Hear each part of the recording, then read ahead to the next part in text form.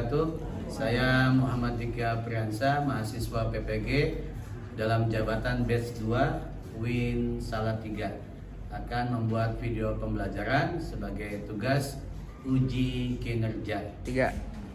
Assalamualaikum warahmatullahi wabarakatuh. Waalaikumsalam warahmatullahi wabarakatuh.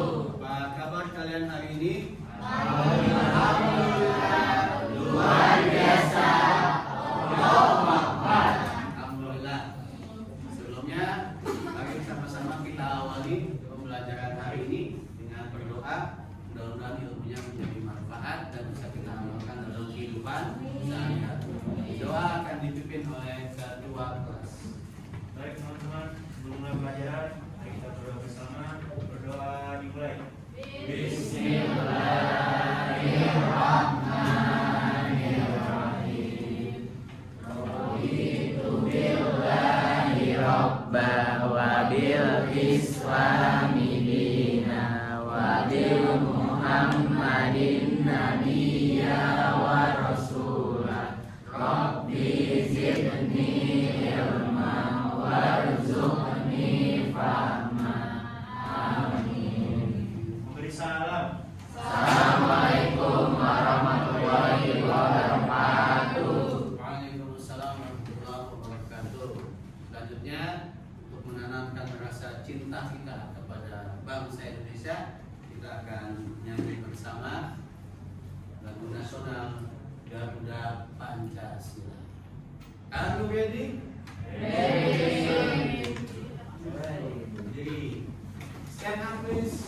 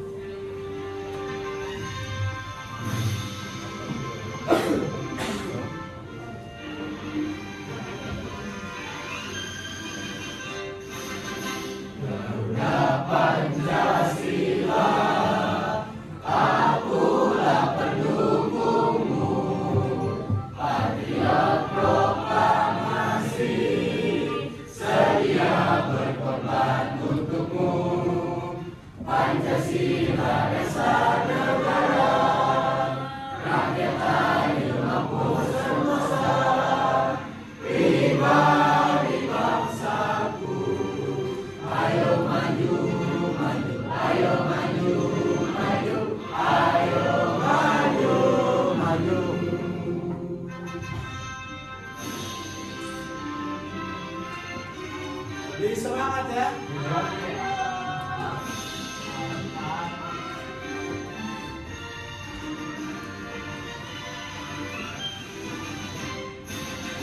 Garuda Pancasila, akulah pendukungmu. Patriot proklamasi, sedia berkorban untukmu. Pancasila dasar negara, rakyat adil mampu sentosa. Pribadi bangsaku, ayo maju, maju, ayo maju, maju, ayo maju, maju.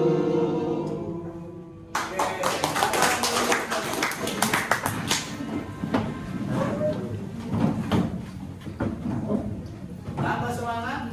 Ya. Selanjutnya Bapak absen terlebih dahulu. Aditya Atalah. Ahmad Torik. Alivia. Alishadia. Amalia Eka. Anissa Hairani. Arya Kamandano, Bintang Aksa, Chandra Ali, Dewa Alisandro. Baik, sebelum pembelajaran dimulai, saya teringat seorang guru yang mengumpulkan para alumninya yang sudah sukses di beberapa negara.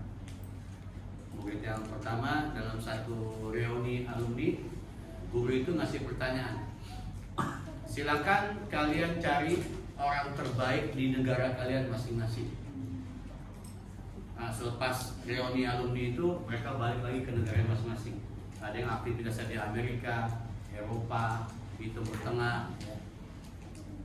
Berapa bulan kemudian berkumpul lagi para alumni itu dengan gurunya.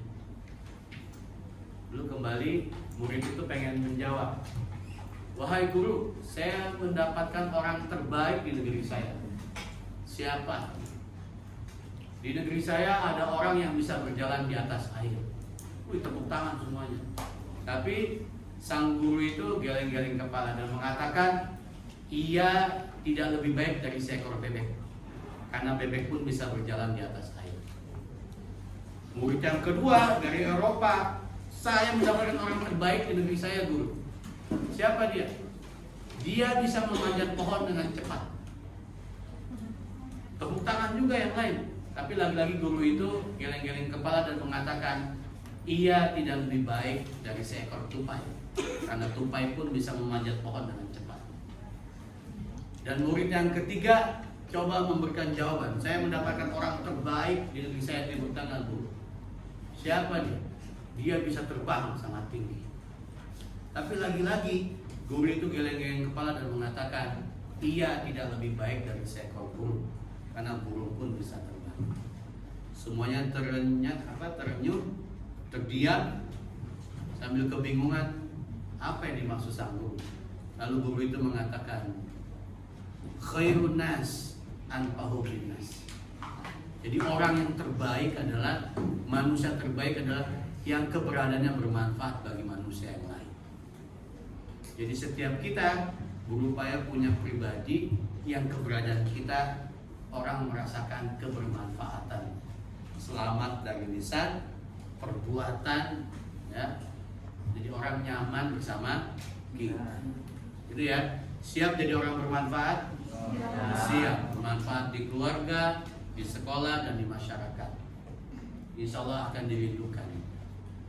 Ya, pekan lalu kita sudah belajar juga bab pernikahan, tapi pada sub materi apa? Nah, definisi pernikahan, syarat rukun pernikahan. Nah, hari ini kita akan belajar materi tentang ketentuan pernikahan di Indonesia dan pernikahan yang tidak sah secara agama dan negara.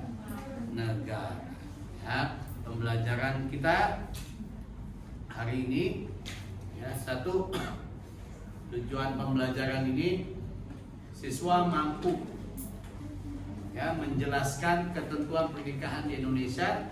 Yang kedua, siswa mampu menganalisis, ya, permasalahan pernikahan yang tidak sah di Indonesia.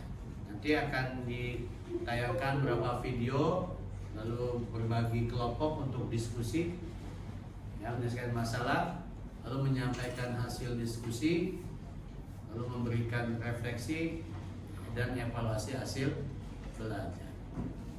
Kita mulai pembelajaran kita.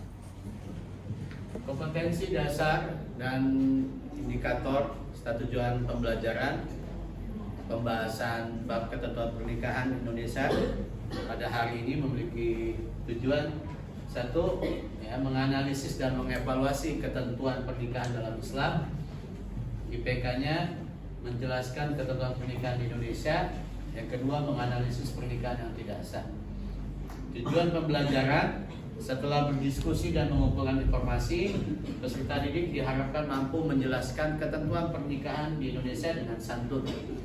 Yang kedua, setelah berdiskusi dan mengumpulkan informasi, peserta didik mampu menganalisis pernikahan yang tidak sah atau terlarang dengan penuh percaya diri. Ini hal yang harus dicapai dalam pembelajaran hari ini.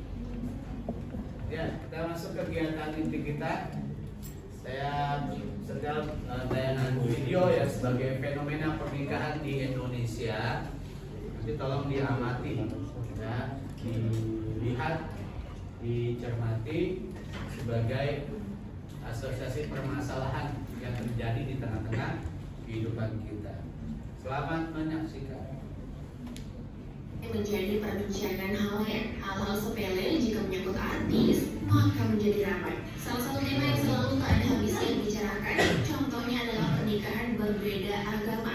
Di Indonesia pernikahan beda agama sangatlah kontroversial. Tidak mudah tinggal seatap dengan orang yang memiliki beda keyakinan. Tapi kalau cinta sudah bicara, agama seakan bukanlah penghalang. Mungkin seperti itu yang dirasakan oleh para pasangan selebriti yang beda agama ini. Siapa saja mereka? Nah, berikut 13 artis Indonesia yang menikah dengan pasangan beda agama.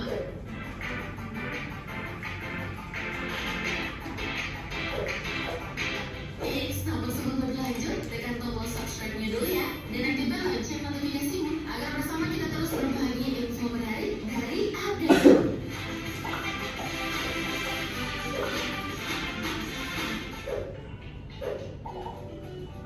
Dimas Anggara dan Nadine Chandrawinata.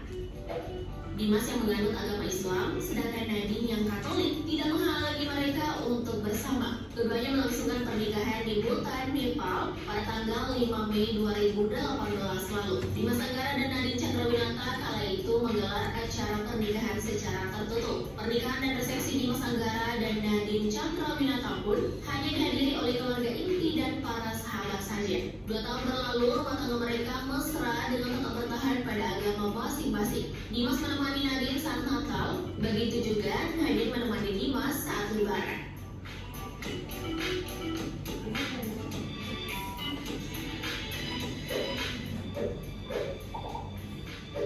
Marcel Siahaan dan Rima Melati Adams. Oke, jadi tayangan video sebagai asasi permasalahan jadi amati. Ada yang ingin bertanya? Ya, Pak. Ya, silakan.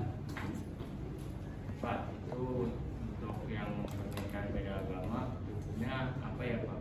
Dalam agama dan negara. Terima kasih Pak.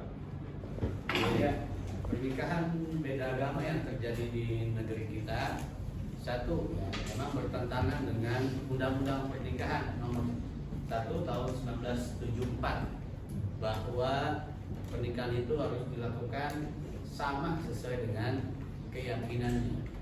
Itu pun dalam hukum Islam juga begitu. Dalam syarat rukun pernikahan yang mempelai prianya harus muslim, mempelai wanitanya juga harus muslim. Maka baik hukum negara atau hukum Islam, ya, pernikahan agama itu melanggar ketentuan yang sudah ada. Baik, selanjutnya saya akan bagi kelompok, ya. Bagi kelompoknya berhitung 1 sampai 4, lalu diteruskan 1 sampai 4. Berhitung dimulai. 1, 2, 3, 4. 2, 3, 4, 3, 4. Tuh, 3, 4. 2, 1, 2.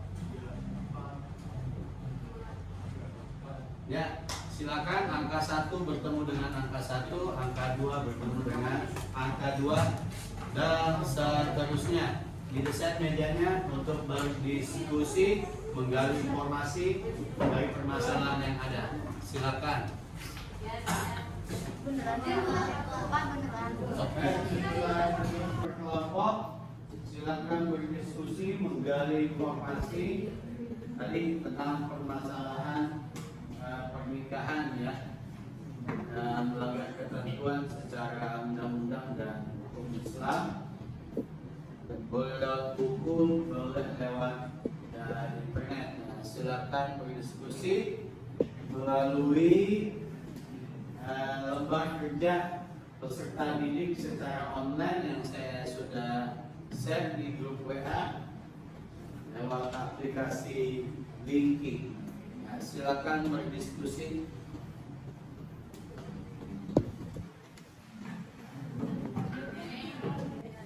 Ya, LKPD secara online sesuai dengan kelompoknya LKPD-nya, ya.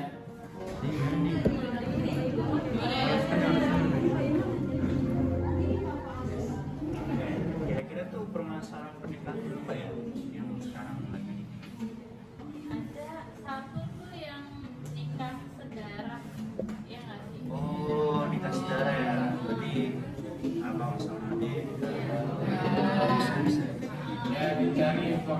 diskusinya tentang pernikahan saudara itu. warahmatullahi wabarakatuh. Waalaikumsalam warahmatullahi wabarakatuh. Kami perwakilan dari kelompok 1 ingin membacakan hasil rangkuman diskusi kami. Yang pertama itu mengamati dan ada poin tentang pernikahan terlarang atau tidak sah. Yang kedua menentukan problem dari tiap jenis pernikahan terlarang atau tidak sah serta pemecahan masalahnya. Ini ada tabel yang berisikan pernikahan terlarang, yaitu nikah mutlak. Masalahnya itu waktu terbatas. Solusinya melakukan pendekatan dengan undang-undang dan syariat agama Islam yang benar.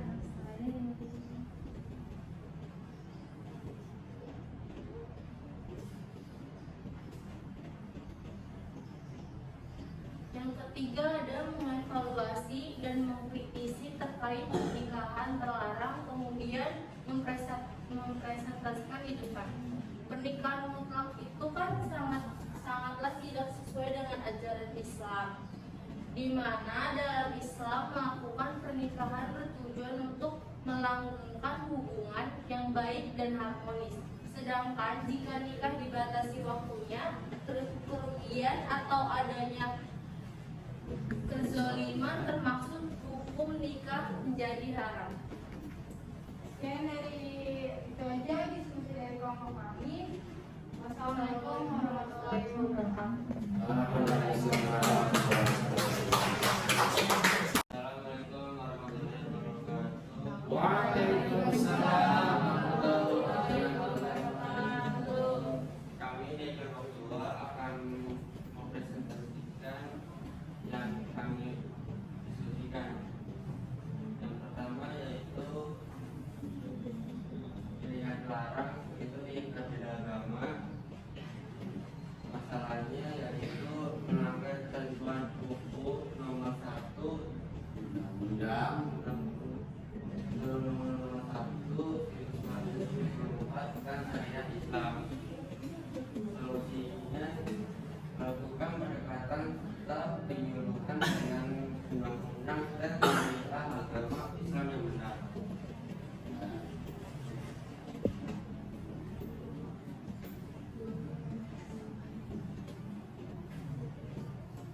Mengevaluasi dan mengkritisi terkait pernikahan orang syariat konsultasi di depan kelas. Nikah beda agama ini yang mengikuti sesuai dengan ajaran yang sebenarnya dilarang dalam Islam. Pernikahan pada rukun syari misalkan hubungan pria dan wanita. Sedangkan jika nikah secara syariah Islam yang benar dapat secara legal tentang hubungan Undang-Undang 119 termasuk untuk nikah menjadi haram secara menurut Sekian interpretasi dari kelompok 2. Assalamualaikum warahmatullahi wabarakatuh. Waalaikumsalam warahmatullahi wabarakatuh.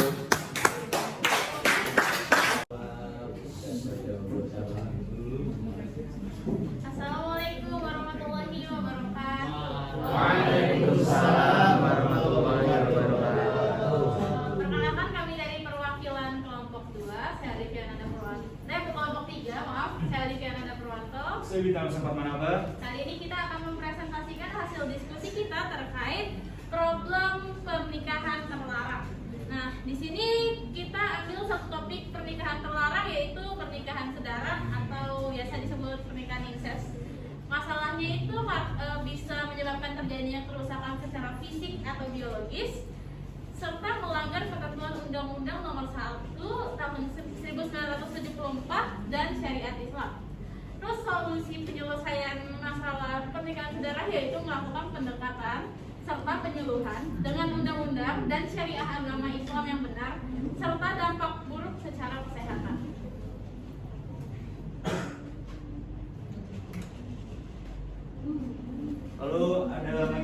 mengevaluasi dan mengkritisi terkait pernikahan terlarang kemudian mempresentasi di kelas. Nikah saudara ini sangatlah tidak baik dan tidak sesuai dengan ajaran Islam yang sebenarnya, di mana dalam Islam melakukan pernikahan ada rukun dan syarat untuk mesahkan hubungan pria dan wanita.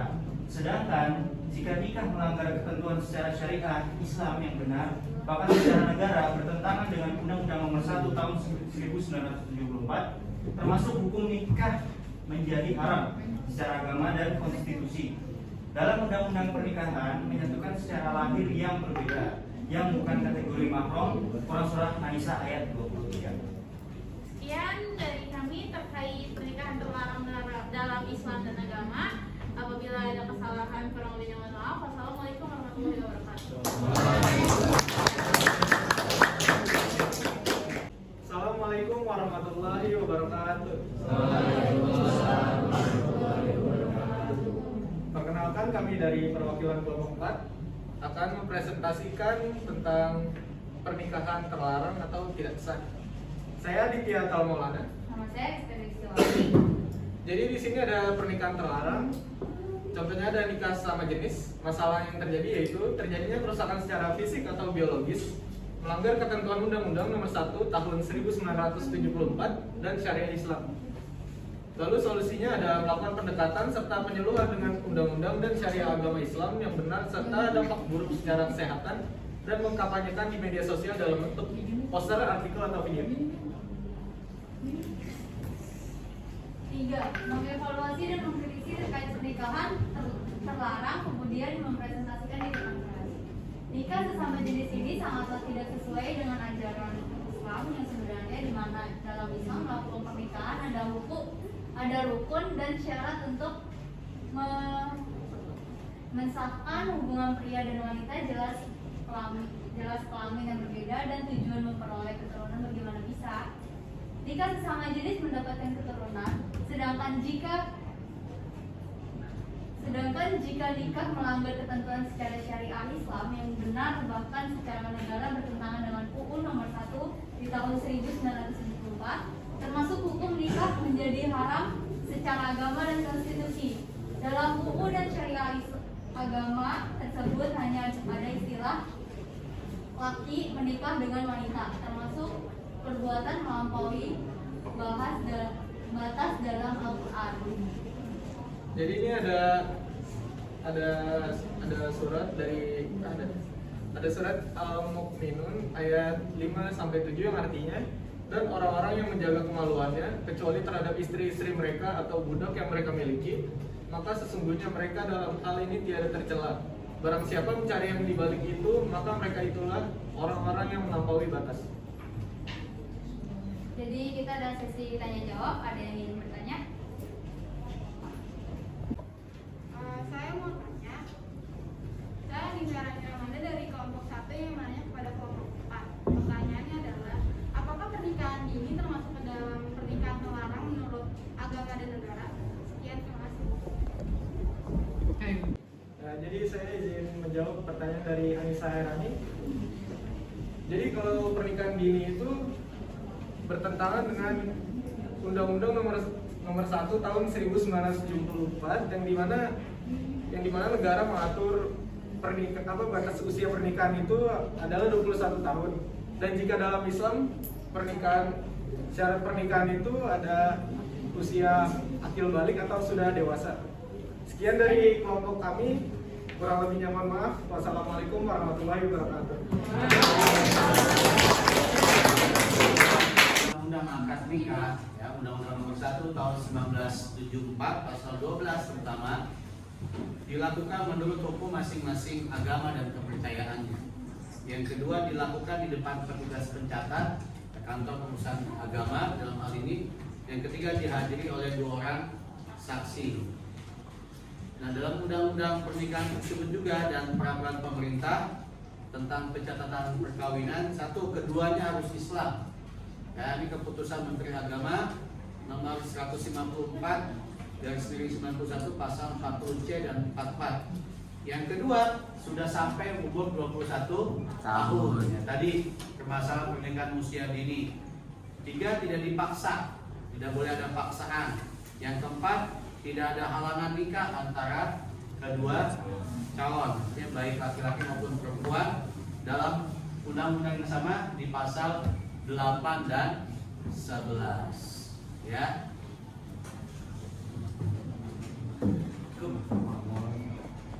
Ya, silakan siapa di antara kalian yang ingin mengambil kesimpulan sebagai refleksi dari pelajaran ketentuan pernikahan di Indonesia pada hari ini. Jadi yang bisa saya tangkap dari pembelajaran kali ini yaitu bahwa dalam pernikahan itu sudah ada ketentuannya baik dalam agama maupun secara negara, dan ketentuan-ketentuan ini pun nggak sembarangan dibuat, tapi memang ada tujuannya buat keberlangsungan kehidupan biar makin makmur, makin insya Allah makin sakinah mawaddah warahmah. Harus dilaksanakan setiap ketentuan-ketentuan dan syaratnya dengan baik mungkin.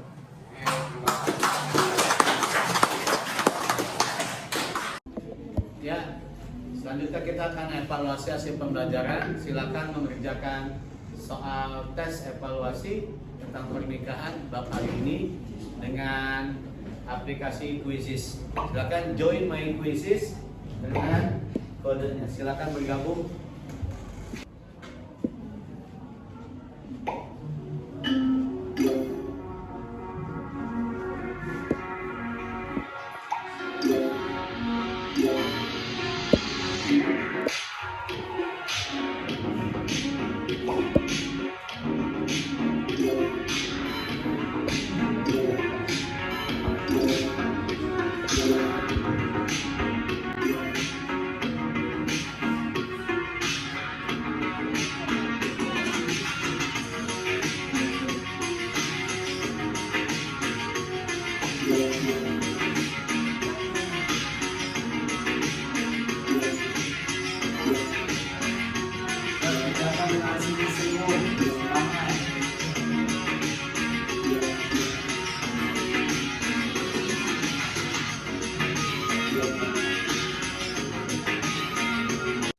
Alhamdulillah hasil evaluasi pembelajarannya ya rata-rata mencapai KKM.